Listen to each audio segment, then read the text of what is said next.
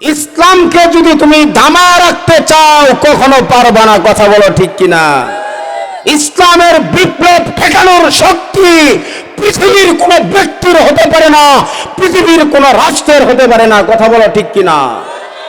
এজন্য দোস্ত, মুসলমান হিসাবে কোরআনের পক্ষ, উলামায়ে কেরামের পক্ষ, নবীজির পক্ষ, ইসলামের পক্ষ নিয়ে কাজ করার জন্য প্রস্তুত আছে তো ইনশাআল্লাহ?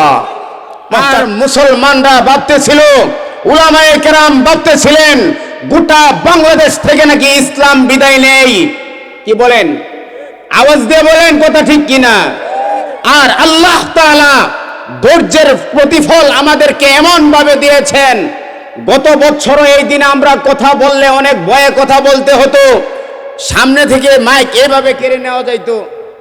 এগুলো বলা যাবে না হুজুর, কি বলবেন কি বলবেন না, এই কথাগুলা তারা আমাদেরকে লিস্ট করে দিত। কথা বলেন ঠিক কিনা? আরো জোরে বলতে হবে মুসলমান, ঠিক কিনা?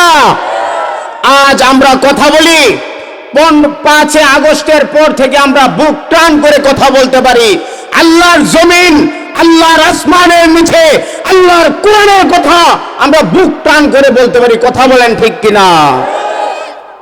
এজন্য মুহতারাম হাজিরিন, ধৈর্যের ফল কি হয়? আওয়াজ দেন, আওয়াজ দেন, ধৈর্যের ফল কি হয়? ভালো হয়। এতগুলো মানুষ বসা, আওয়াজ দিলে মুক্তাগাছা পর্যন্ত আওয়াজ দেওয়ার কথা। এই যুবক ভাই, গোটা মুসলিম মিল্লাতের ইমানের পাহারাদারিত্ব করতে পারবে? পারবে তো ইনশাআল্লাহ? এটা কি কোরআনের বাংলাদেশ দেখতে চাও না রামবাবুদের বাংলাদেশ দেখতে চাও? এই কোরআনের বাংলাদেশের ভিতরে যদি কোন নাস্তিক মুরতাদ এই স্বাধীন বাংলাদেশকে যদি রামবাবুদের দেশ বানাইতে চা, তাদের ঠিকানা হেলিকপ্টার দিয়ে হবে না, কিন্তু মনে রাখবেন, হেলিকপ্টার দিয়ে তো একদল যাইতে পারছেন, এখন কিন্তু আমরা পালায়ন করার রাস্তা চিনে ফেলেছি। কথা বলেন ঠিক কিনা? ওম্মা, কষ্ট লাগতেছে কিনা? কোরআনের কথা বললে সমস্যা আছে কিনা? দোস্ত, আপনাদের সাথে আমার কোনো শত্রুতামি নাই, না আমার সাথে আছে আপনাদের। তবে মুসলমানদের শত্রুতামি থাকবে কাদের সাথে? কাফেরদের সাথে। কাদের সাথে? চুল পরিমাণ আপোষ করব না ইনশাআল্লাহ। রাজি আছি তো? বিভিন্ন সময় দেখা যায়, এই যে গত শুক্রবারে গেল 6 ডিসেম্বর নাকি, এটা নিয়ে মুসলমানদের একটা বেদনার দিন এটা। আজ যারা রামবাবুদের পক্ষ নিয়ে কথা বলো, পরিষ্কার শুনে রাখো তোমরা,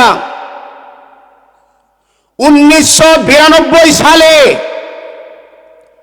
ভারতের আমাদের ঐতিহাসিক মসজিদ বাবরি মসজিদকে শহীদ করা হয়েছিল 1992 এর 6 ডিসেম্বর।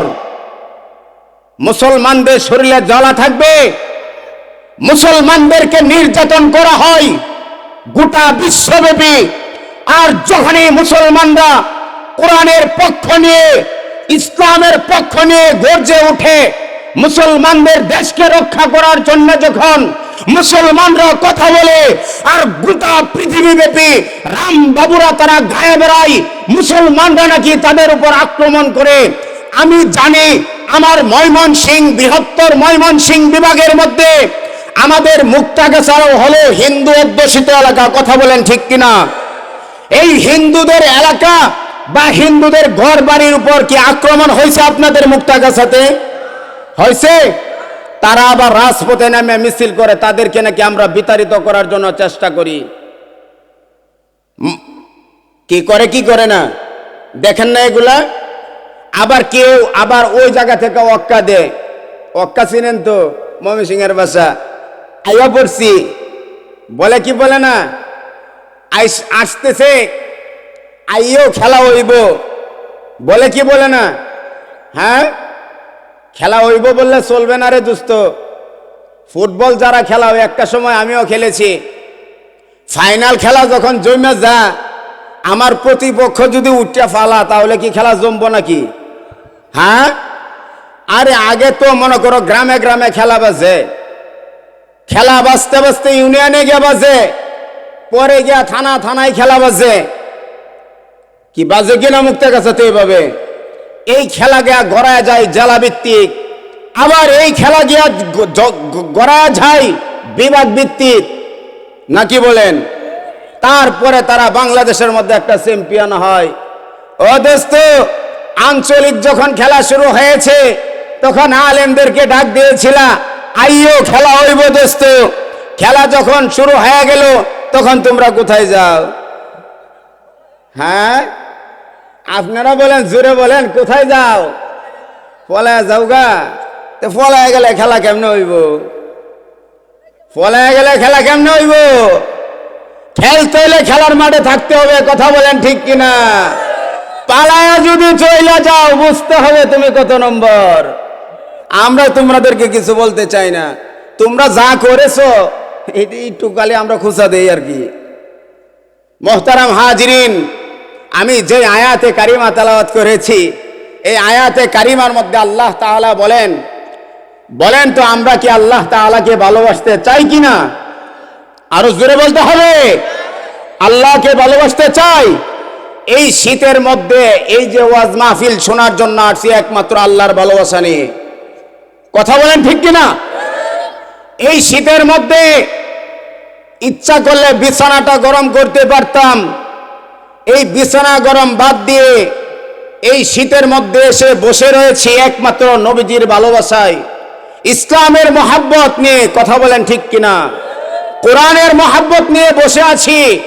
আর আমাদের কাছ থেকে যদি কোনো ব্যক্তি কোরআন ছেড়াতে আসো, মনে রাখবা হেলিকপ্টারও কিন্তু পাইবা না, কথা বলেন ঠিক কিনা? তুমি তো হেলিকপ্টার পাইছো, এখন নতুন যে আসবা হেলিকপ্টারও কিন্তু পাইবা না। এটা 92% মুসলমানের দেশ, কথা বলেন ঠিক কিনা? এই দেশে যদি কোনো ব্যক্তি ক্ষমতার চেয়ারে গিয়ে বসতে চাও, উলামায়ে কেরামদেরকে মাইনাস করে যারা চলতে চাইবা তাদের দশা কিন্তু হেলিকপ্টার, আরো কিছু হতে পারে, কথা বলেন ঠিক কিনা? এটা কোরআনের দেশ, মুসলমানদের দেশ, এটা নবী প্রেমিকদের দেশ, এটা শাহজালাল মুজাদ্দিদে আমানি রহমতুল্লাহি আলাইহির দেশ, এটা শাইখুল ইসলাম আল্লামা আহমদ শফি রহমতুল্লাহি আলাইহির দেশ, এটা জুনায়েদ বাবুনগরীর দেশ, এটা মুসলিম কারা নির্যাতিতা আল্লামা মামুনুল হকের দেশ, কথা বলেন ঠিক কিনা?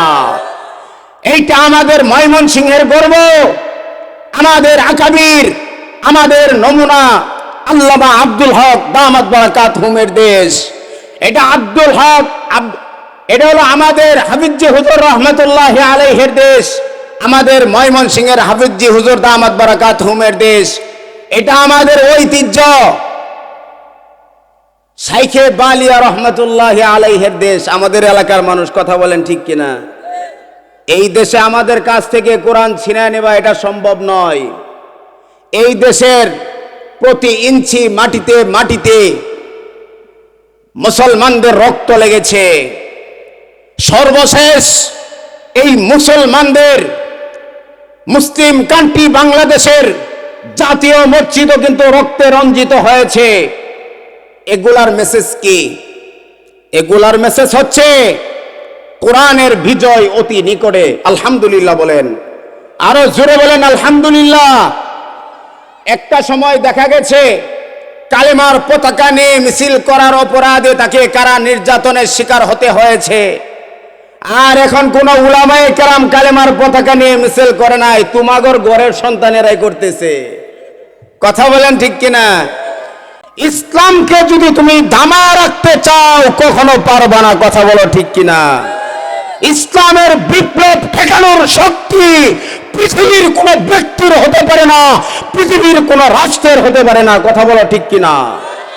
এজন্য দোস্ত, মুসলমান হিসাবে কোরআনের পক্ষ, উলামায়ে কেরামের পক্ষ, নবীজির পক্ষ, ইসলামের পক্ষ নিয়ে কাজ করার জন্য প্রস্তুত আছে তো ইনশাআল্লাহ?